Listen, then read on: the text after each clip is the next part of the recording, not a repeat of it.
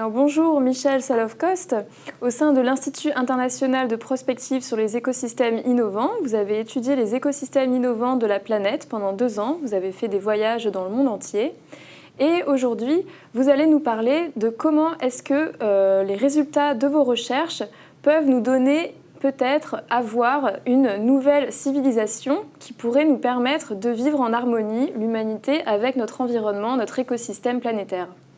Alors oui, là vous touchez un point qui me passionne, c'est au fond la bonne nouvelle. La bonne nouvelle, c'est que nous vivons une période absolument fascinante où les connaissances humaines explosent.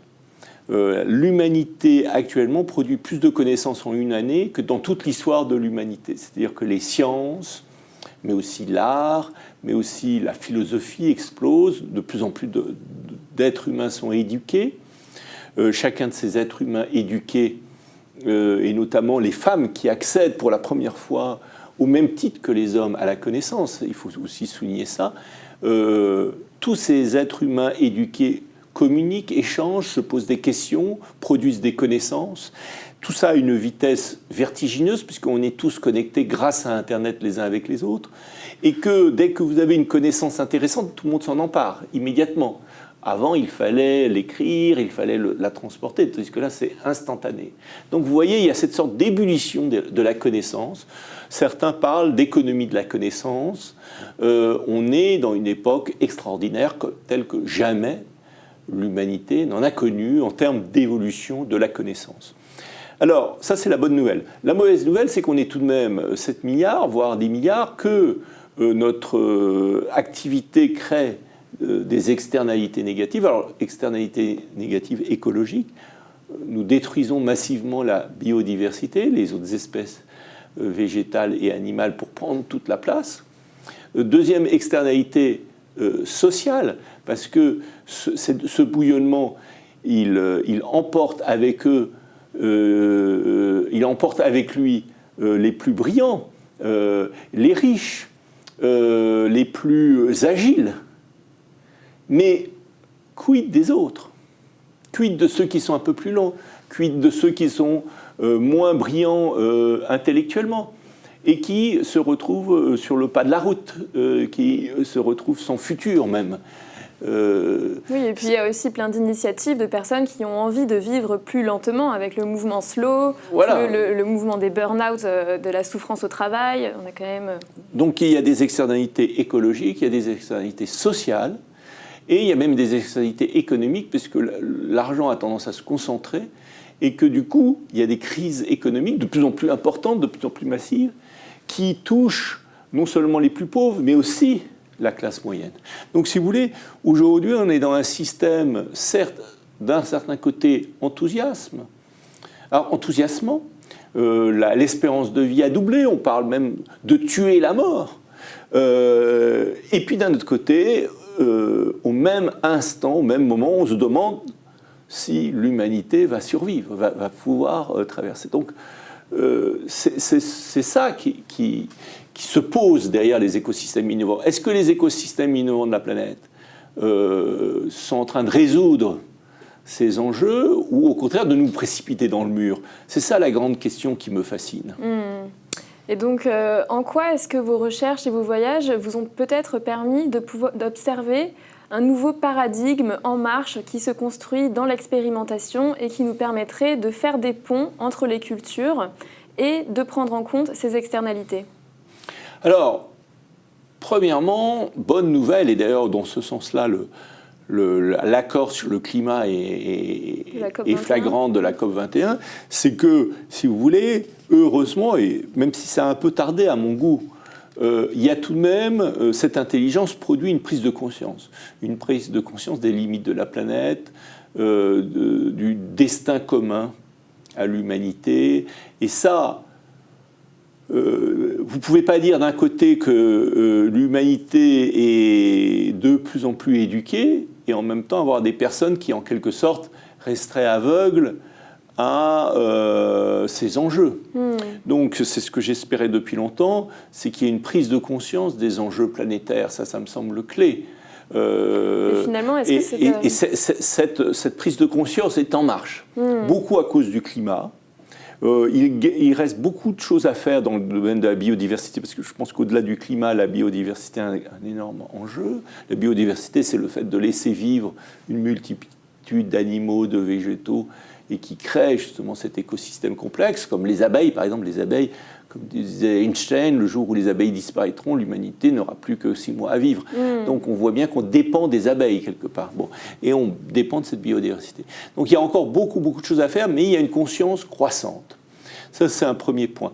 Le deuxième point que j'observe, c'est que du fait même des sujets qu'on aborde, et notamment du climat, mais pas simplement le climat, en psychologie, en sociologie, du fait des systèmes complexes, il y a un changement de paradigme, de système de représentation du monde, et on passe d'une vision mécaniste, où on avait tendance à analyser les choses sous forme d'objets et de cause à effet, on passe à une vision beaucoup plus interactive, systémique du monde. Et ça, on le voit en psychologie, on le voit en physique, puisque la physique quantique est systémique par définition. Et cette vision systémique amène à poser la question du tout. Parce que dans un système, on s'aperçoit qu'il y a des propriétés émergentes qui ne sont pas dans les parties du système. Donc ça pose la question du tout au sens holistique du terme. Donc ça change la manière de penser le tout. Et encore plus, au-delà, on voit apparaître une approche intégrale, c'est-à-dire on va commencer à réfléchir qu'est-ce que c'est que les différents niveaux de complexité, qu'est-ce que c'est que l'articulation de différents niveaux de complexité, qu'est-ce que c'est que l'interaction de ces niveaux de complexité. Et là, on est vraiment dans une pensée écosystémique, en quelque sorte, c'est-à-dire où on est capable de penser le tout dans ces interactions. Et là, il me semble, avec le développement de ces nouvelles modes de pensée qui ne sont pas réductionnistes, comme la pensée scientifique, scientiste du XVIIe, du XVIIIe, je pense que là se développe toute une nouvelle philosophie, ouverte à une pensée de la globalité, de l'interdisciplinarité, et capable de penser le monde de demain sur des nouvelles bases, beaucoup plus respectueuses, à la fois de la nature, mais à la fois des animaux, et de ce qu'il y a de plus humain dans l'homme.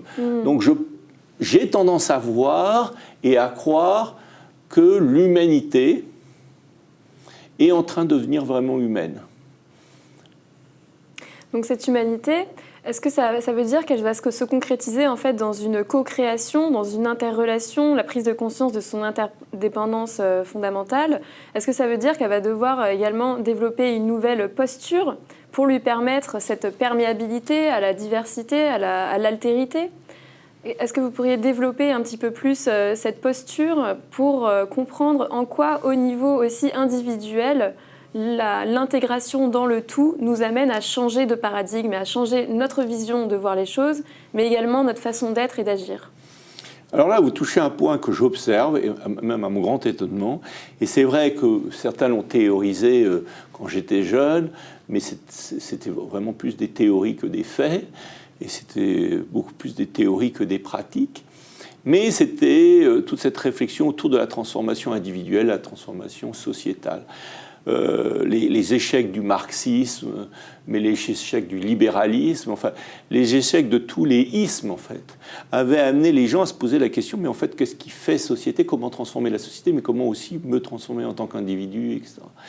Donc, si vous voulez, je crois que ce qui m'a surpris le plus dans ce tour du monde, c'est de voir à combien il y a des individus, d'ailleurs sans bruit, sans qu'ils cherchent du tout à se faire connaître, mais qui sont engagés de manière très volontaire dans une transformation personnelle, qui travaillent sur eux-mêmes pour dépasser une forme d'égoïsme qu'on a connue dans les ères précédentes, pour avoir une vision plus altruiste, pour s'engager dans une relation plus authentique à l'autre, pour faire société de manière différente. Et ça, sans que ça soit du tout une idéologie, parce que la révolution industrielle s'est faite à travers des grandes idéologies qui avaient toutes les couleurs de l'arc-en-ciel, mais qui étaient des ismes. Alors que là, ce n'est pas des ismes, c'est des pratiques, c'est un engagement. Mais en même temps, c'est une réflexion intellectuelle. C'est souvent basé sur une réflexion justement qui intègre la psychologie systémique, les sciences sociales avancées. Enfin, chacun bricole en fonction de ses connaissances, de l'état de ses connaissances, s'engage dans des entreprises qui cherchent à être autonomes, donc économiquement viables, mais aussi socialement responsables et écologiquement positives. Donc on arrive à cette idée qu'on a défendue récemment dans le cadre de la World Future Society, non pas du footprint, c'est-à-dire de la manière dont l'homme marque négativement la planète, mais du handprint. C'est-à-dire que beaucoup de personnes aujourd'hui s'engagent dans le handprint. C'est-à-dire, au fond, comment non seulement je ne salis pas, mais comment j'améliore, comment je suis positif vis-à-vis de la planète. Voilà, donc finalement, ce changement de paradigme nous appelle à prendre conscience aussi de notre responsabilité de chacun en tant qu'individu et de repenser vraiment notre manière d'appréhender et d'être et d'agir dans ce monde-là. Merci. Je crois qu'on est dans une transformation, effectivement, non seulement des idées, mais une transformation de la manière de vivre, même une nouvelle manière d'être au monde. Merci beaucoup. Nous allons peut-être développer ce sujet dans une prochaine vidéo.